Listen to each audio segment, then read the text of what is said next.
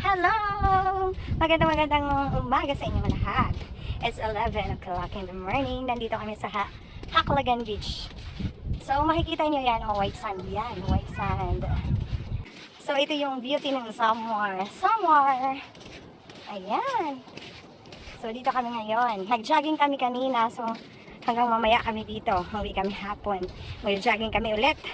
Kasi sobrang pataba na namin. Mag-lose kami ng aming weight. Kahit ilang pounds lang. So ayun yung kasama ko. Dalawa lang kami dito. Hello everyone! Ayan yung aming mga outfit. Nakapang jogging, nakapang swimsuit. Hindi alam kung mag-swimming o magja-jogging. So ayan. So ayan ang view. Kay gandang pagmasdan. So ang init na, medyo namumula-mula na. I feel my face na medyo namumula-mula na siya konti. Pero mabilis lang magpaputi. Babalik ulit kami ng Maynila. Kaya sulit-sulitin na ang aming bakasyon. Nag-ano lang talaga kami ng pamasahe para magliwaliw. Kasi babalik ng ibang bansa yung kasama ko eh. So umuwi kami dito. Magkano ginastos namin sa pamasahe. Ako nag-airplane.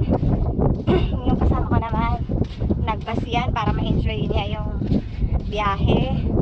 Kasi hindi na masaya pag nag-aeroplano. So ayan. Ako, nag-aeroplano ako kasi bawal ako sa bus nga. Pero pagbalik naman, pipilitin ko mag-bus dahil magkasama kami pagbalik. So ayan. So sinusulit-sulit muna namin yung aming mga araw dito. May mga listahan kaming pupuntahan. So ito pa lang yung pinakauna naming lakad. So ito yung pinakauna naming pinuntahan. Haclagan Beach, Mercedes, Biyawan Mercedes Store in Samar. So ito yung pinakauna naming check doon sa aming list sa mga gagalaan. So yung aming next naman na pupuntahan, di pa namin alam, basta nasa listahan namin. So ngayon dito beach, siguro pwede kami pumunta doon sa Sung'an bukas. May nakalagay alam. Sung'an, puro kami ligo ngayon, ligo. Kasi yung tagal namin hindi naligo. Isang buwan.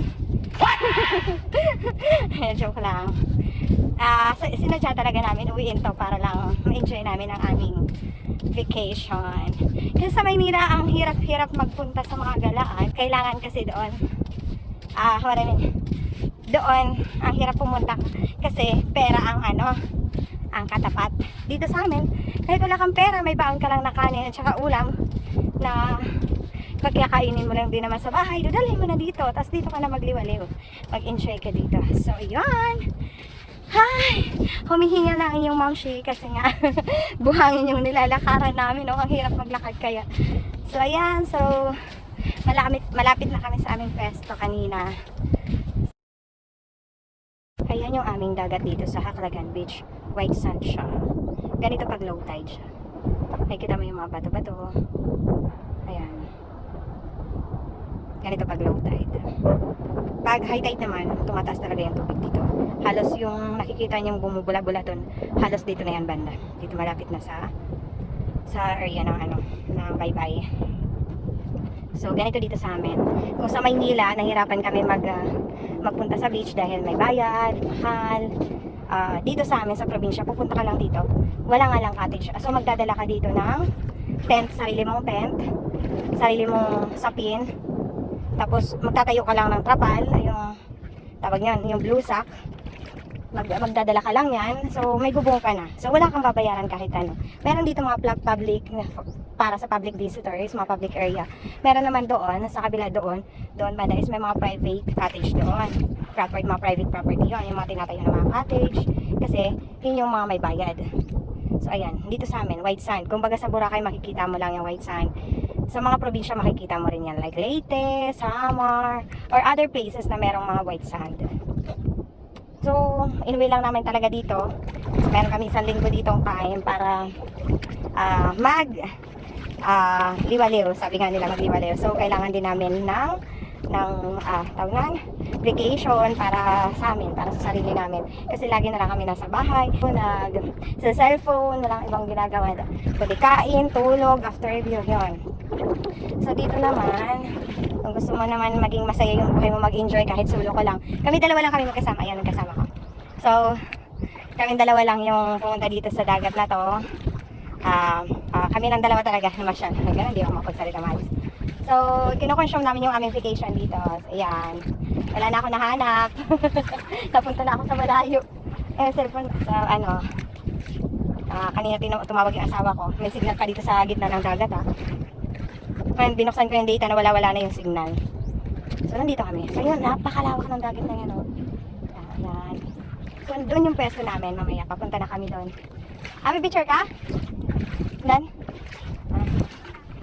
So, ayan, pipicture kaya ako doon. So, dyan kami magpipicture-picture para meron naman kaming remembrance. Kaming dalawa lang nagagala. Bukas naman, alam ko saan naman schedule namin. Maybe beach din, mga liguan. Mahilig kasi kami sa ganyan. Mga layas-layas, ganyan.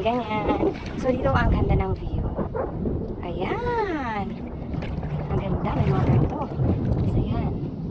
So, yan, kung makikita niyo yan dyan, punta lang kayo dito.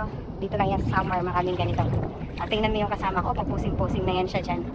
Sige, pipicture na kita. May dyan brown stone, yung mga brown rocks. Hindi siya kinulayan hindi siya pininturahan. Nature yung may gawa niyan. Ayun may anong kulay na yan yung Ayun nakikita yun. Brown yung ibabaw, kala mo pininturahan, tapos yung ilalim white. Ganyan dito. So, ayan, pipicture na kami. So, masarap sana dyan magtambay sa ilalim ng bato. Kaso sobrang layo na kaysa sa inanuhan namin pwesto namin. Malapit kasi yun doon sa daan ng pauwi. So, gagawin namin dito ngayon is magpipicture. So, yan. Mamaya na ulit.